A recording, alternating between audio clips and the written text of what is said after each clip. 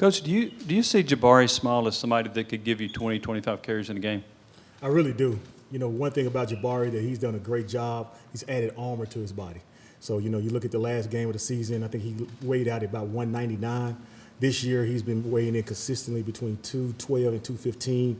And, like, that just going to help him down the road. As we get into games down the stretch, like, being able to finish games is what we've been talking about. So the increase in carries should really help him a ton. You know, the added weight should help him a ton to try to increase his carries. And that's one of the things we've been really focusing on with him in the offseason and obviously in fall camp is just trying to make sure that you understand how to finish the practice.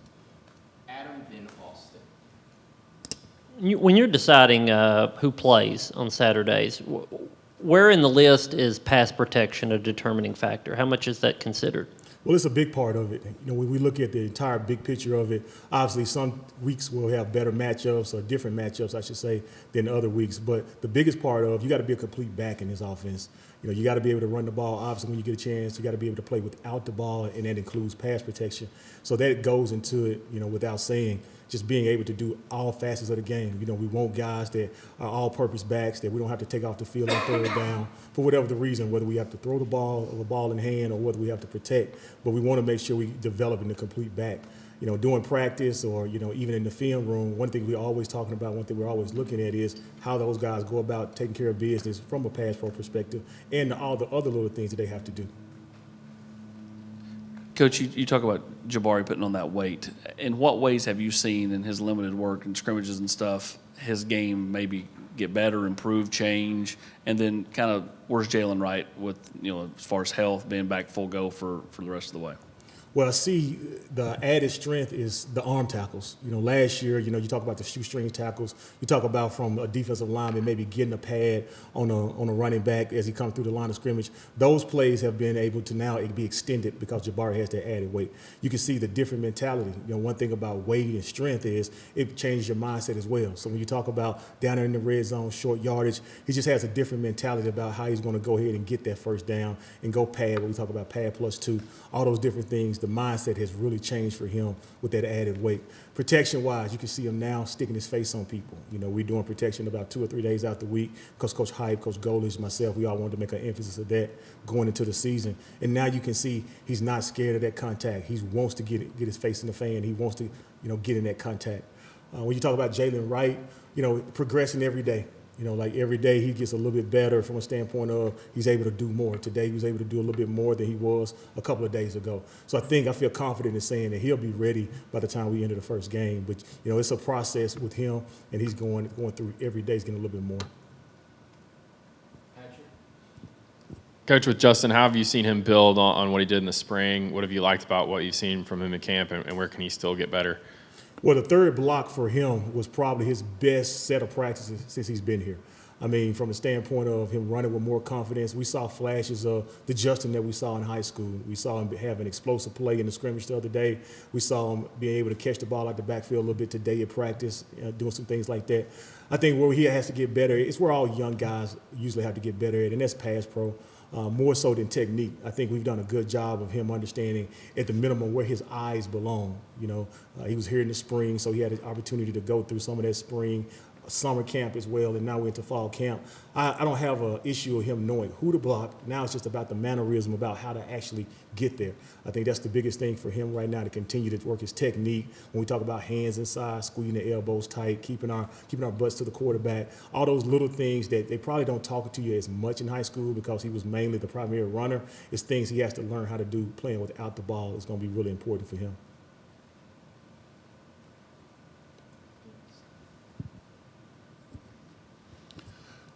I know Dylan came in a little bit late in the summer. Can you give us a breakdown of his game and your expectations of him?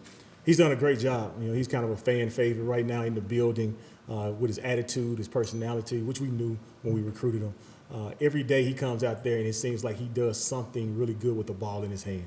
An explosive play. We talked about him being a guy that was going to have those sexy runs, those long, explosive runs, and that's what he's held true to form. He's that guy that every day in practice, he's been coming out there. He finds a way to get through the small creases. You know, he's a smaller back, and he gets the top end speed really fast. We've been really impressed with his natural vision and his natural patience as a runner.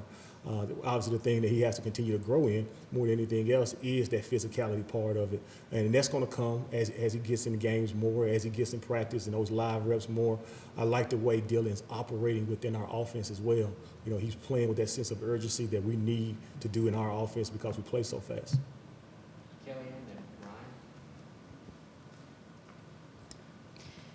Hey, Coach, I didn't see Lyn-J Dixon out there today. Is that anything of concern at practice? No, you know, he tweaked his ankle, but he's fine. He should probably be back with us tomorrow. Lyn-J, we just kind of keep him in, doing some limited work, you know, strength and conditioning, make sure he gets back 100%. But Lyn-J's progressing fine. What does he add to that running back room? And is he a guy you see could have some significant playing time this season? You know, really still early to say right now. You know, we're glad to have him right now. We're happy that he's here in the building and learning and progressing each day. The biggest thing, Lyn-J, you know, is 23 years old, and you know he's played a lot of college football. You know, he's had success on a high stage and at a high level. So really, just excited about him learning and progressing throughout the weeks. And I think that's one thing. You know, making a commitment to making sure that he's understanding what to do and how to do it. You know, we'll see how he goes and how he learns and progresses throughout the rest of camp.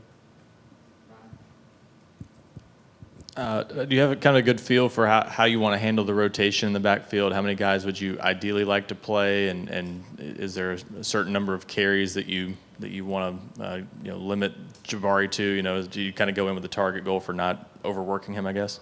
You know, we really never know. You know, the biggest thing is we're always trying to do a great job of making sure we monitor those guys during the course of the game. If a guy gets a hot hand, obviously we potentially want to stay with them. If a guy is going into a lull, we want to make sure we get in the rotation. So I never really go into the game saying, hey, this guy's going to play 15, 20 snaps or whatever it may be. It's more about like how they progress throughout the course of the game. Now we do enter the game saying, hey, this guy's going to, you know, basically be the 1, 2, 3, 4. However, the depth chart hits that week, depending on how they practice, obviously. But you never really know until you really get into the flow of the game. I will tell you this, you know, Jabari has done a good job of trying to get his body right so he can finish games more than anything else. Wes and Jimmy. When you talked about Jabari adding that weight, was that something that after last season y'all went to him and said, hey, we'd like you to do this, or did he come to y'all and say, hey, I want to do this? I think it was mutual. I think he saw what he needed to do to get better as a player. Obviously, our strength and conditioning staff and our nutritionists saw some things that he can improve in with his eating habits and his weight room habits. So I think it was a mutual feeling. I mean, Jabari knew that, you know, he should have been a 1,000-yard back at the end of the year last year. If he would have been able to play in all those games and do what he was supposed to do, there's no reason that he couldn't be one of the elite players in the SEC. But he knew he was going to have to get better. One of the things that you talk to the guys about at the end of the spring or at the end of the season is, what do I need to do in the offseason to get better? And that was the primary thing for him. The second probably was making sure from a protection standpoint he got in the film room and understood what we were trying to do in each protection. Coach, do you feel like you need to identify a third down back?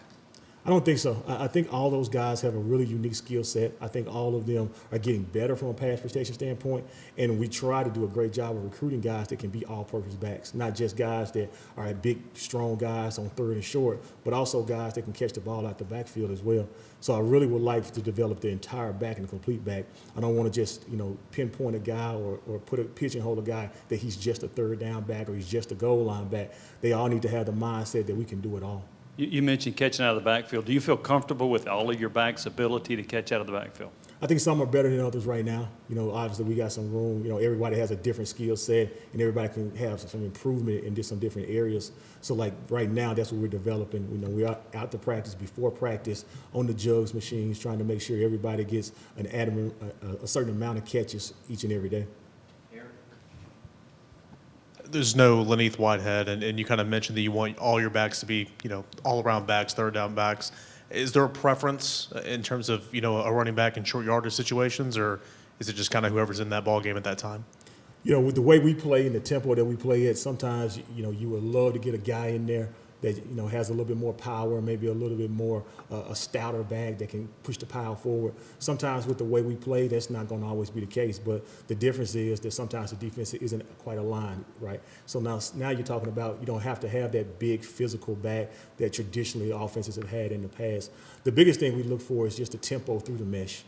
how fast and how violent a guy is going to hit it. Jabari last year, like I said, he was on 199, 200 pounds, but he probably was our most physical back through the mesh. That means, there were several occasions last year where he pushed the power forward, where he was able to keep his feet driving on contact and still get that yard or two that we needed. So just because he was a smaller back, he played big. And that's really the biggest thing more than anything, even if you are a smaller back.